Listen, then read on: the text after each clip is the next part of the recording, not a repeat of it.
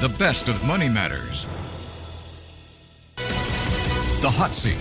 Welcome to The Hot Seat, a debate segment where ideas clash and insights spark. I'm your host, Hongbin Jeong. Now, imagine this. If all our local food places were shut down one by one because of high rent, where are Singaporeans going to enjoy a meal outside of home?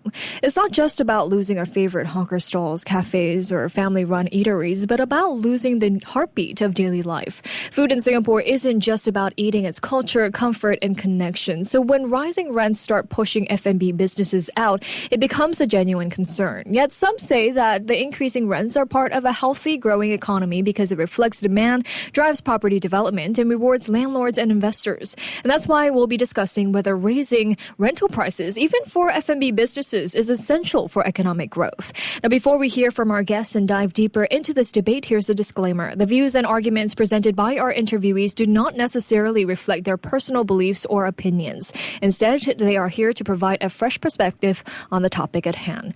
On that note, if you'd like to send some questions in for our guests, feel free to WhatsApp us at 88550893 or leave a comment on our Facebook, LinkedIn, and YouTube, as we're currently streaming live on there as well. So without further ado, here are our guests. Joining us today is Fabian Lim, who is the co-owner of JOFA Meepok, JOFA Grill, and JOFA-Oji Donburi, to share with us the reasons behind why raising rental prices do not necessarily contribute to economic growth. We also have Zoey T, who is a senior associate director at Propnex, who will try to convince us otherwise. Welcome to the show, both. Hello. Hello. Thank you so much for having us today. Thank you so much for joining us. All right, maybe we can start off with Fabian. Fabian, you co-own JOFA Meepok, JOFA Grill, and JOFA-Oji Donburi. Have you seen rental prices increase for your F&B businesses? If so, and if you don't mind me asking, by how much? Yes, it's real. Definitely in this sector, right? Especially when there's like a change in ownership or renovations, you expect a rise in rental rates. So for my personal experience, right, it ranges between like $2,000 to $5,000. Okay, wow, $2,000 to $5,000. That's a lot. But do you think that such increases are sustainable for your businesses? Definitely, it will only be sustainable if you increase your food prices as well. Okay. It's like a balance. Makes sense. Well, Zoe, for some context here, to what extent are rising rental prices truly driven by broader economic growth? It is as justified as, how having a free market economy helps with Singapore's economy in general. So for context, rising rental prices are currently as such because it's purely driven by market forces. You have your supply and demand, and the government does not actually step in too much to artificially set these prices. Yeah, and so I think my answer is it's helpful. I mean, it does have its pros and cons, but that's the free market economy that Singapore's government deems fit for us as of now. All right. Well, Zoe, but is it justified to apply the same rental hike prices to F&B businesses as to, luxury retail or office spaces, considering the essential nature of food services for everyday life? Obviously, I think not, because as you've mentioned, food it's a need, yes, but it's also a culture for Singapore. I'm a huge foodie myself. But at the same time, we also got to take a step back and look at the bigger picture on how to effectively manage an economy so that Singapore remains prosperous and also attractive to foreign investors. So rising rental rates, they make it attractive for people to still invest in real estate. And these are also where the government gets taxes, we get like income in that sense to help the region to kind of recirculate in the market. And we have funds to like continue making Singapore like a better place for all the Singaporeans. I see. Yeah. Well, with rising rents forcing F&B businesses to close or even raise prices of food significant, as a F&B business owner yourself, Fabian, do you think this impacts food security and affordability for Singaporeans? Yes, I do agree that it definitely impacts it, especially to the lower to middle income consumers. As much as we F&B businesses try to keep our prices as affordable as possible, right? we have to gradually increase them as well in order to keep up with the rising rents. Right.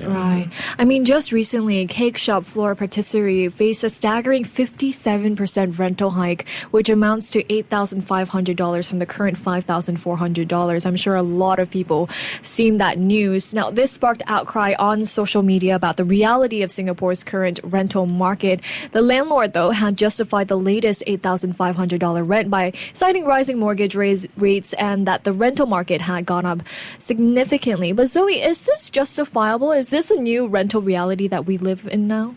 I would say it is justified to a certain extent. Of course, we don't want to see such exorbitant rental rates, to be like rampant, to be running rampant. And we don't want these landlords to be overly greedy and set prices that just cannot be stomached by the tenants. But at the same time, there is also a flip side on how these tenants are not forced to say yes to, the rental prices that the landlords quote. Okay. There are avenues where they can look for like other alternatives they can move to. So I think having a choice, they still have a choice. Let's just put it that way. They still have a choice to say no to these landlords, walk away if the rents just simply don't make sense, if the numbers don't make sense to their business models. Yeah. Okay. But, if landlords are simply passing their financial burdens to tenants, is this still a healthy sign of economic growth here, or are we just shifting risk onto small businesses in the name of market efficiency, Zoe? I would say for now, functioning as a free market economy, we don't want the government to be stepping in too aggressively to be setting these prices or overprotecting, let's say, either sides. As I've mentioned, if you're a tenant, you get hit with, let's say, a 50% increment, and then you look at your numbers in-house and you think, okay, revenues-wise, I just can't afford this rent. I would say currently in the market, there are alternatives. There are spaces that are going for cheaper and things like that. Yeah, so in that sense, there are still choices, and therefore, I stand firm in my stance of it's still justifiable for now. Okay. But moving forward, maybe the government has to be a little bit more alert as to, observing if there are any overheating trends in be it rental or even purchases in the commercial space. Yeah, as they do with the residential side of real estate. Makes sense. Well, now, Ms. Heidi Tan, who is the owner of Floor Patisserie, acknowledged that the quiet enclave of private homes nearby does not get high foot traffic and is a distance from the nearest MRT station. So, Fabian, if that's the case, then isn't high rental rates simply a reflection of demand and value? Or in this instance, the lack of demand? Isn't the business risk here tied to the choice of location and unreasonable to expect landlords to absorb that risk when market rates rises? I do agree to a certain extent. Hotspots would generally mean that there will be a higher footfall of consumers around that area. And then, hence, landlords will be able to propose a higher rent. So, partially of the business risk definitely plays a part, which is the location as well. So, small businesses like us, we need to be able to stomach. We need to do our own market research and see if revenues-wise, is it feasible or not. Yeah, and I would find it more reasonable if landlords can gradually put it balance like a 5% or 10% increase over the years. Yeah, so it's more like a fair play. All right, makes sense. Well, according to ST here, the rising rents in Siglap Drive, where Floor Patisserie is located, could be attributed to investors buying the shop houses at high prices and then raising rents so that they can reap investment returns. So, Zoe, isn't it fundamentally unfair here and perhaps even economically short-sighted for landlords to demand ever-rising rents from the very F&B businesses that make their properties vibrant and desirable in the first place? Yeah, I would say a little bit, but at the same time, as Fabian here mentioned, that sometimes it's kind of like a two-way street. Tenants find, for instance, Unit X, at Siglap, or at Orchard, for instance, the location is good. We bounce off each other. There has to be like a dynamic, I feel. In an ideal world, it would be nice if the landlord and tenant can work hand in hand to, make the place even more prosperous, increase footfall together. Like we rely on each other. So the landlords, they got the location, they got the ownership, they got the strata title, whereas the tenants, they bring, the personality, right. You're taking the culture, the nice food that, if you do things hand in hand, I'd say it can be a very nice, a very nice outcome. I mean, if rental prices continue to, rise, doesn't excessive rental pressure stifle innovation by, forcing out experimental or even niche F&B concepts that can't afford prime locations? My question would then be, do niche F&B concepts actually really require a prime location? How dependent is their success on just a prime location? I feel like there are many factors to consider when having to, run a successful, niche business, regardless in any field. And that is why it's also even more respectful when concepts like this take off. And it's so heartwarming to have success stories from Singapore, like beyond the vines, out of just F&B. Yeah, so I don't necessarily think like excessive rental pressures will stifle innovation completely, but it may indirectly, we may lose out on some good eggs here and there. But I mean, with our social media and everything, if it is a very niche experimental F&B business and people want to try it out, they will go, across the island just to check it out, right? There are home businesses. It's the rising trend of home businesses where they just operate from home. And I've visited a few myself, just to support the small businesses. It's really nice, but when I have a look at the prices, they're actually very similar to just a cafe prices. So you then ask yourself, are prices as such because of raw materials instead of just purely rental? Because these places are completely not paying for rental and they still have the footfall.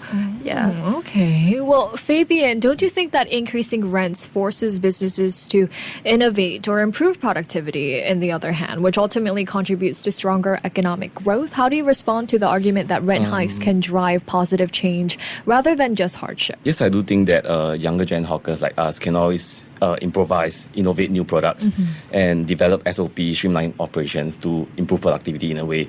But for the older gen hawkers, right, to them, it poses as a challenge to them. It's kind of very difficult. Like the older gen char kway teow uncle, maybe he can only fry that amount, X amount in that period of time. So it's definitely a challenge to them. And to me, right, economic growth is more fundamentally tied to other sectors such as finance, production, and etc. So for us, F&B sector, right, it could have a negative impact. So for say such as the closure of business, and it hinders expansion as well. Okay. Yeah, so a balance is definitely needed so that the rising rents will not hurt the consumers' spending. Yeah, which is also a crucial part of economic growth. Right, some great perspective there from you as well, Fabian. Well, according to an article from the World Economic Forum, a big push on investments and innovation requires credible and supportive policy and governance that can create confidence in future returns. Additionally, the Singapore government introduced the Code of Conduct for leasing of retail premises in order to ensure fair and balanced leasing agreements, which took effect from the 1st of February in 2024. So, Zoey, how do you justify the increments as fair and balanced that can build investor confidence if the business environment on the ground, especially for F&B businesses, is becoming unaffordable in a way and unsustainable? I mean, the businesses at Siglap Drive have seen 3 tenants close down there since 2024, with another 2 to follow suit before the end of this year. Okay, so to give a bit of context, there are a few types of landlords in Singapore. So you have your big guys, your big corporations, the REITs. These are usually your malls, like for instance, Ion Orchard. They are operated by REITs, and how they price their rentals, I would say, they have a full kind of like a retail strategy. They know what tenant mix to bring in so that, they have a strategy on like how to drive the crowd. They manage the mall in a certain way, and therefore this is how they justify their increments, because they provide a value for the tenants that they invite on board. So that's one type of landlord. The other type of landlord would be your strata landlord. So these are your, like, could be you and me. We can buy a shop house and we can just price according to, how I like. If I'm greedy, I can just skyrocket it. But I would also be risking vacancy loss. So I think the market itself kind of makes it, it kind of allows you to play with like a bandwidth of what is too much and what is fair. Of course, you don't want it to be too low. I think probably a good gauge would be somewhere around, like for instance, let me take, for example, Sweden. They actually do have, I think it's kind of like a law where you can only increase your rents as a landlord pegged to maybe like an index that is relative to the interest rates, that the country has. So that may be a good way to, just regulate and make sure it's fair and not exorbitant. And also maybe just have, like timely reminders to tenants that if your landlords are charging you way above, the market average, which you can check online, say no. Like, move away. You have options. Yeah. Right. Well, still, Singapore is not the only example in which excessive rental price increase is taking place. Places such as New York City, Tokyo, or Hong Kong, those are some instances where such things are taking place. Yet they still remain top economic powerhouses for businesses, big and small. So, Fabian, I mean, there are still F&B businesses that are still surviving through such rent increases. So, isn't it possible that the reason behind such businesses is because that they are unable to keep up with the current situation and is likely because of the weak business fundamentals rather than an unjust system? Well, surviving isn't a state that any business will actually want to be in. But if rising rents will equate to increased food prices, when customers are not receptive of it, it will lead to very bad consequences for the business. Yeah, and it's more than just having good fundamentals in a business. It's more than that.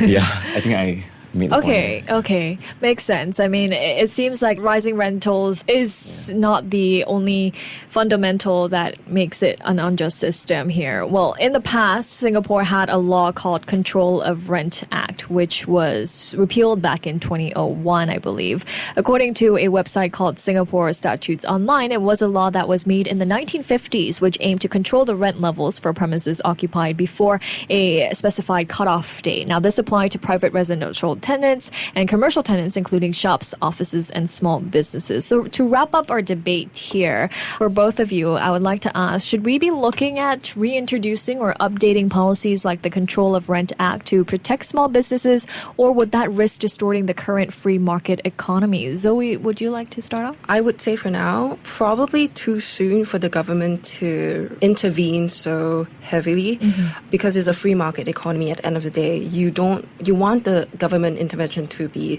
limited and you want the market to just do its thing.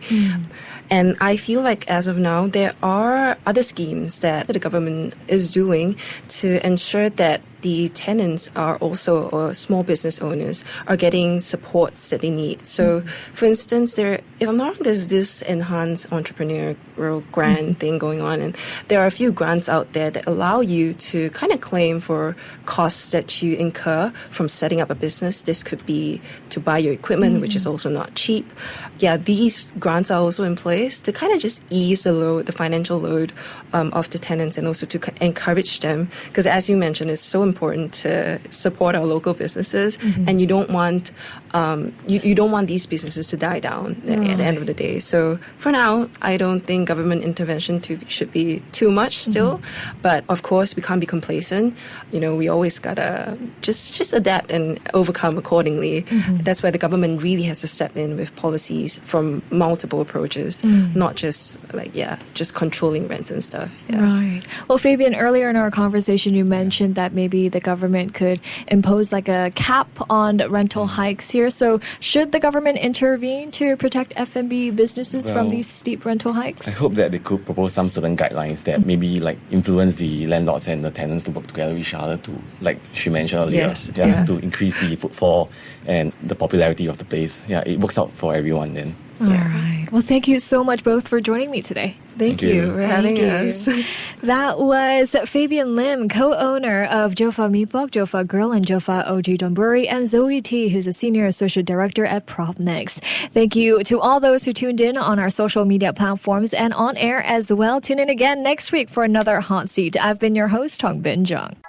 To listen to more great interviews, download our podcasts at audio.sg or download the audio app. That's AWEDIO, audio at the App Store and Google Play.